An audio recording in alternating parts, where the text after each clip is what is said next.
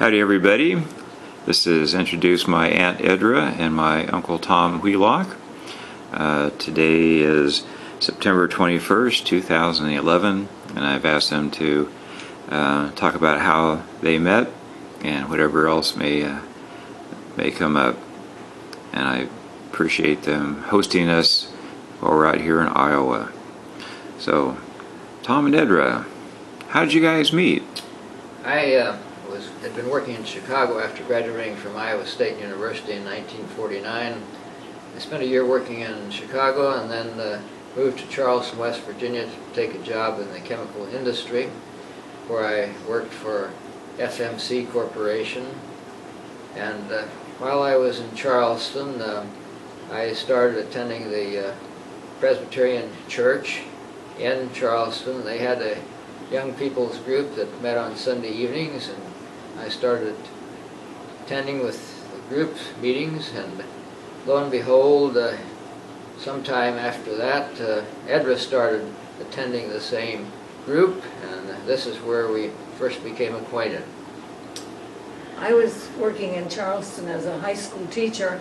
I had taught 2 years previously in southern West Virginia after graduating from West Virginia University in 1949.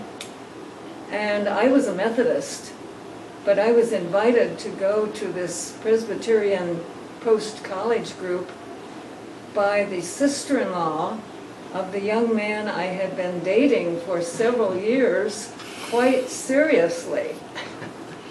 But he was away at medical school, so his sister-in-law invited me to go to the Presbyterian group, and that's where I met Tom. And he literally stole me away from this other man. Well, after we'd been dating each other for about a year, we got married in 1952 in the church where Edra's family was attending, Methodist Church in the town of Clendenin, West Virginia, which was not far from Charleston. So we were married on August 9th, 1952, and then rented an apartment in Charleston where we lived for a while, but during the next 4 years we actually moved several times before finding the ideal apartment living.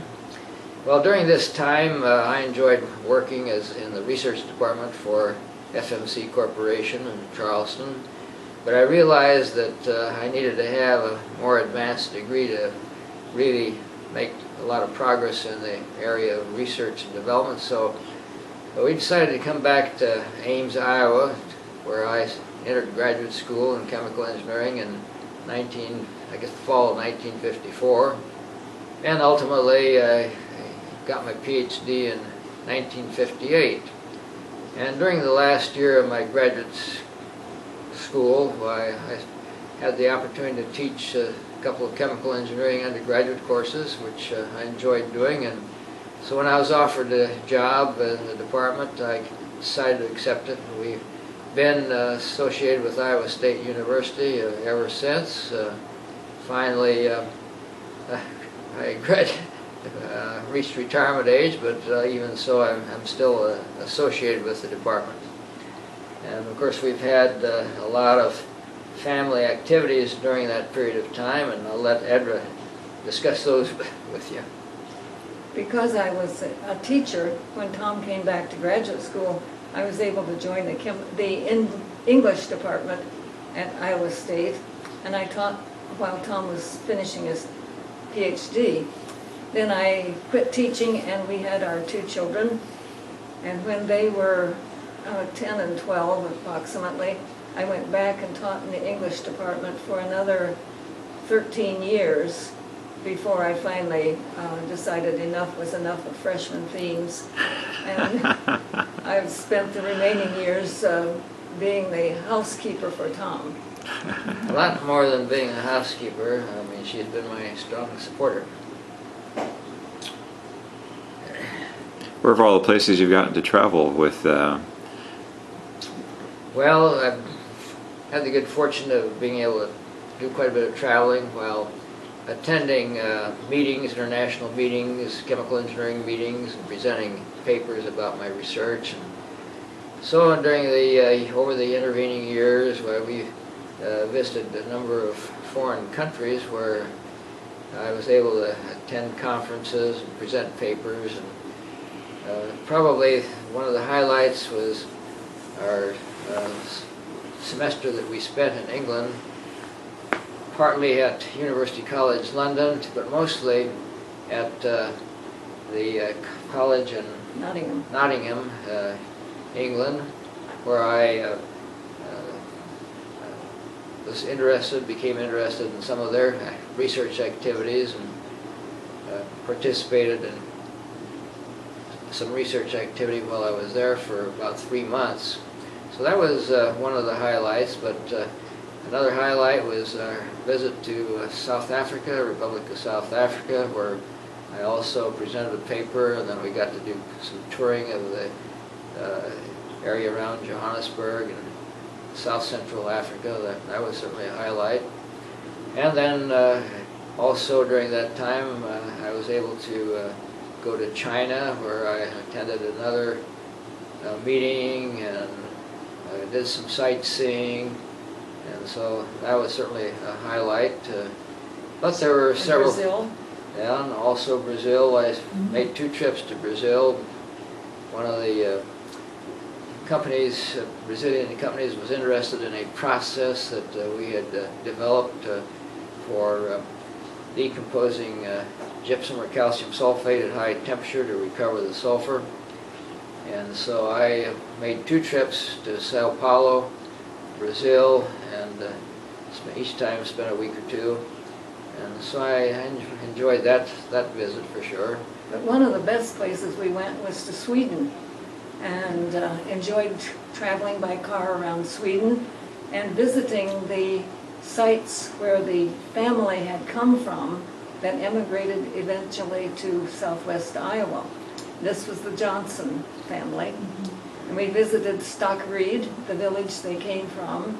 We visited the churches that they attended, and we've actually done that twice, and both times were very rewarding trips. Yeah, my grandmother was a Johnson, grandmother that married Peter J. Quist. She was a Johnson, and she immigrated to this country when she was 4 years old. And so... but with her family, not alone. Yeah, with her family. Quite an adventurous young lady. And we've had 2 excellent trips to Australia and New Zealand, and those were really fun trips. We enjoyed those countries very much. The most harrowing thing that ever happened was on a trip to Poland. We had landed in Poland and were taking a train farther south to the city that we were to be based in, and Tom's wallet was stolen and his passport on the train, and passed out the train window to an accomplice of the thief. And there we were in a Russian-occupied country without a passport and with a lot of our money missing. That was quite an adventure. And also not being very familiar with Polish language. Not being familiar at all with the Polish language. What did you guys wind up doing? How did you get through that? Well, fortunately, we went there primarily to visit a friend, the name of Jan Jamala, who had spent a couple of terms at Iowa State University doing research, and he worked with me on a research project both times, and so we became very well acquainted. And so we went to Poland primarily to visit him and his family. And he had a wife and a daughter, and had a nice home in Poland, which we were fortunate to be able to stay with them and really enjoyed our visit. They showed us around quite a bit, and so it was quite a treat to be able to visit them. But he also took us to the police department to reestablish our identity, and then Tom was able to go to Poznan, to the American embassy, and get a temporary passport. so we could get back out of the country. Otherwise, we might still be there. Thank you so much for your time and again putting us up for our visit out here, and looking forward to our next visit to Iowa. Thank you.